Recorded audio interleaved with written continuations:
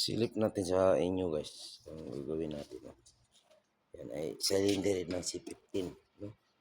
C15 yan guys na 1 Cummins. Ganun na natin para makita na maayos. No? Yan ay sinisitting natin ngayon. Mahaba ang tripod natin. Ngayon muna natin ang valve seal.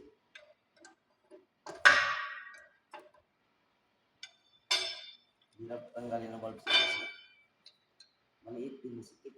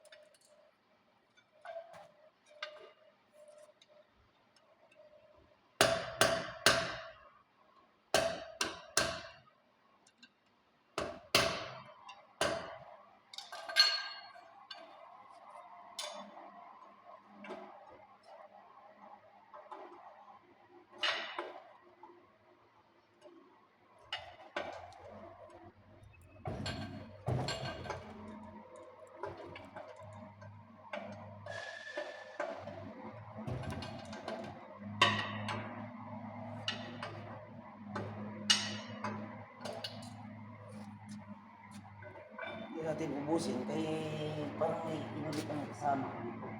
Bago. Hindi ko na bitik saan ang lakay niya.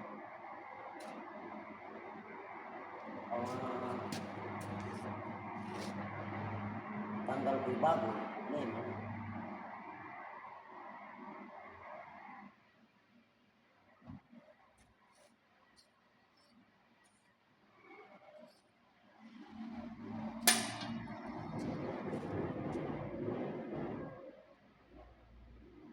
Yan ang tawag na cylinder head ay C15. So, iba tong Cummins kaya pag-adjust natin ng barbola, ganito guys, yan ang pasilip natin. Tingnan nyo guys ang ating mga rocker arm. Yan ang rocker arm nyo. Tingnan nyo guys, tatlo. Tatlo yan. Ito banda. Ito ay tagapalo ng injector ito.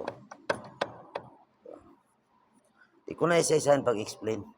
Kasi pag mekaniko tayo, pag i-explain konti lang, alam na agad. No? So yan ang mga barbulan niya. Siniting natin to guys ng isang araw. Mag-grind tayo nito.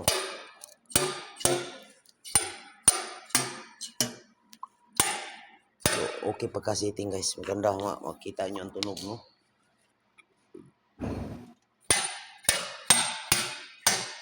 So, yan.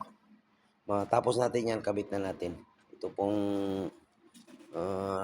Cummins na to, iba ang cylinder niya nasa taas, no? Overhead cam. Ito, tingnan nyo ang cam niya. Nasa taas, no? Yan ang cam niya nasa taas. Ang ibang makina nasa baba ang cam, no? Sa kanya nasa taas. Hindi nasama sa makina, nasama sa cylinder head. Okay, yan. Maayos na pagka-video. Kita nyo yan. Sa pag-adjust natin ng barbola, pakita natin sa inyo to. Paano gagawin, paano i-setting ang barbola. No? Sundan lang ninyo guys, lalo na sa nag-aaral ng mekaniko o may sasakyan.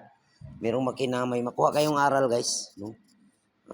Itong vlog natin sa mga pabor sa mga kuha natin, mga nag-aaral ng mekaniko. At saka yung may mga sasakyan para hindi kayo maloko sa ating mga ibang mga mekaniko dyan. Ganon. Matutunan nyo. No? Yan, pabor sa inyo to. Yung vlog natin.